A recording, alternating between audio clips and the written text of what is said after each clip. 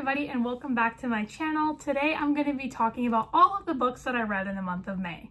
So for today's May wrap up, I actually don't have all of the books physically that I read this month because I did read quite a few of them either from a library or online, but I will be showing pictures of those in just a moment. But just to give you guys an idea of how much I read in the month of May, because I feel like the amount is actually quite surprising. As someone who is just slowly getting back into her love of reading, I was genuinely shocked at how many books that I read this month. Right, so for the month of May, I actually read a total of 8 books, which for me is quite a high number, especially within the span of 1 month. Pictured here are only 6 books, but I will be going into all 8 of them quite in depth to let you know some of my thoughts. Alright, so the first book that I read in the month of May will not be a surprise to those of you who have been keeping up with my channel because I actually did post a full review for this book, but it is none other than Just Last Night by Fari McFarlane. Like I said, I don't currently have the book on me, but I will give you a little bit of my thoughts, but if you want to get the full-fledged Kasha edition, definitely go and watch my video review on it.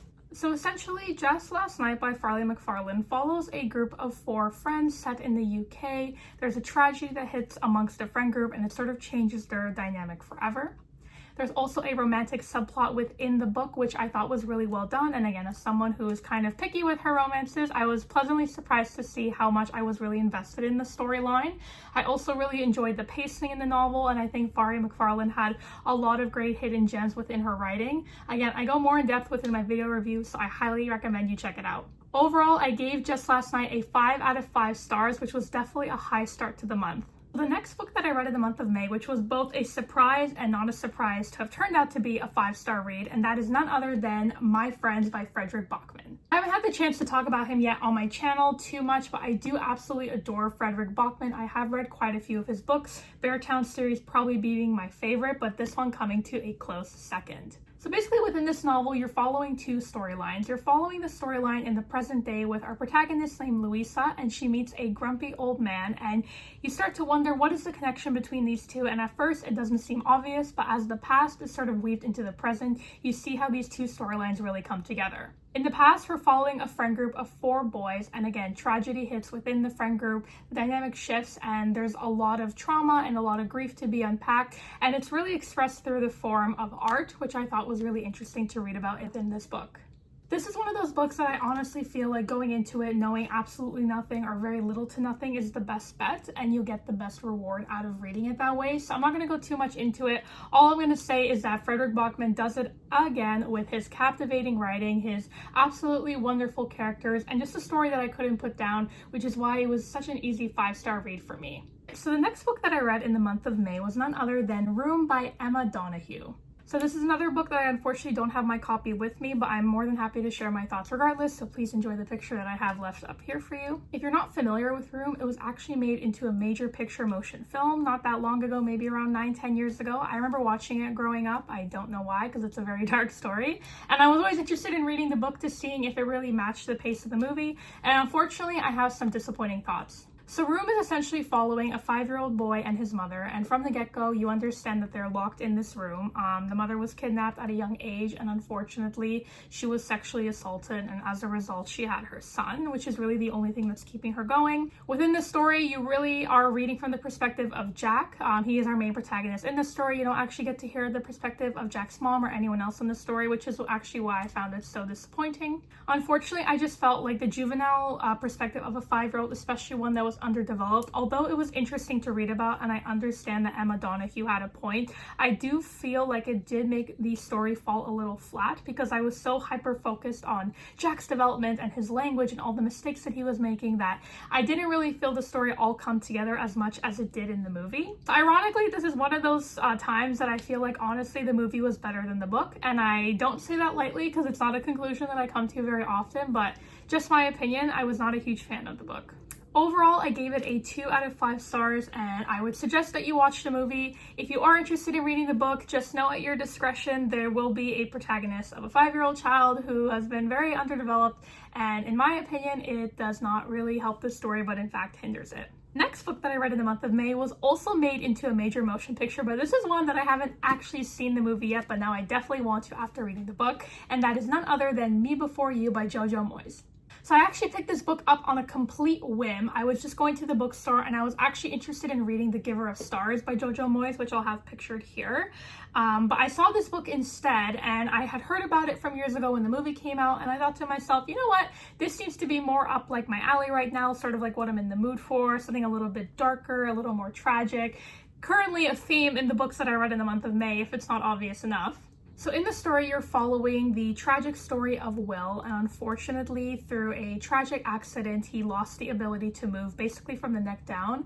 I believe it's called a quadriplegic, but I might have to be corrected in post-editing phase because I don't actually remember the term. And then you're following our other protagonist, Louisa, and she's just living her normal life. Her family is going through some financial hardships right now, and they're looking for her to get a job. So of course, she gets a job none other than being Will's caretaker. The reason why I really adored this book is that it honestly reminded me a lot of The Secret Garden. If you're not familiar with that book, highly recommend that you go give it a read. It is a classic book that was written over 100 years ago. Probably one of my favorite classic books. I feel like there's just something so special about falling in love with someone, not despite their disability, but because of it and because of who they've become as a result. And I feel like Me Before You does that exceptionally well. This was actually my third 5-star read of the month, so no surprise, May was a great, fantastic reading month for me, and I feel like I found a lot of favorites. There's also a sequel to this book. I think it's called After You, which I'm also interested in reading, and I'll probably give that a read in the next couple months and maybe write a review on both of them once I'm done. But I don't want to give away too many spoilers, but I do highly recommend that you read this book if you're into any sort of cute romance that,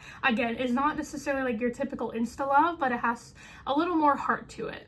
Alright, so the next couple of books that I read in the month of May is a series, and it's actually a series that I just put up a review for on my channel, so definitely highly recommend you go check that out. It's none other than the Vancouver Storm series by Stephanie Archer. This is an ongoing series. Book 4 is coming out, I believe, in around 4 or 5 days, so I'm very excited for it, and I'm gonna go buy book 4 and pretty much read it immediately. If you're not familiar with the Vancouver Storm series, essentially it's a sports romance focused on hockey. It has to do with different protagonists who are on the Vancouver Storm team, which is basically just a fake team on the NHL. So if you're a hockey fan, you just kind of have to forget the fact that these are not the Canucks, but you're reading about the Vancouver Storm. They're all very basic, they're all kind of cringy, but I really like them. There's a lot of spice in them. I would probably give them like a solid 3.5, 4 on the spicy rating. So if that's something that you just don't want to read about, I would suggest you stay away from this series, but if it's something that you're interested in picking up, highly recommend. I would highly recommend the Vancouver Storm series for someone like me who is just trying to get into the world of smut and they're not really sure where to start. Overall, on average, I gave this series around a 3.5 out of 5 stars, with each book having its own ratings. But again, if you want my full thoughts on each individual book,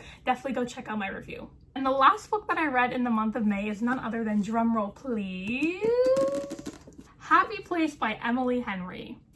Emily Henry. Her and I have a love-hate relationship because she's one of those authors that when I worked at the bookstore, every summer her books were coming out and people were coming in and constantly buying her books, and I simply just didn't get the hype about it. At the time, I also wasn't reading a lot of contemporary or romance books, so that was definitely one of the reasons why. However, when I was in Vancouver this summer on my trip that I probably talked about in another video, we also went to Victoria, BC, which is on Vancouver Island, and there was this really cute independent bookstore called Munro Books. Highly recommend if you're in the area in British Columbia, you go and check them out. And as you can see, I still have the price tag on. This was only $10.99. So for $10.99, when a girl is on vacation and money is really not an object, of course I'm going to buy an Emily Henry book. Nonetheless, I am happy that I got this book on sale and I didn't pay full price because I did end up giving it a 3 out of 5 stars. Happy Place is following our two protagonists, Harriet and Wynne. They were in a long-term relationship together and one day they just broke up. We don't really know why at the start of the book.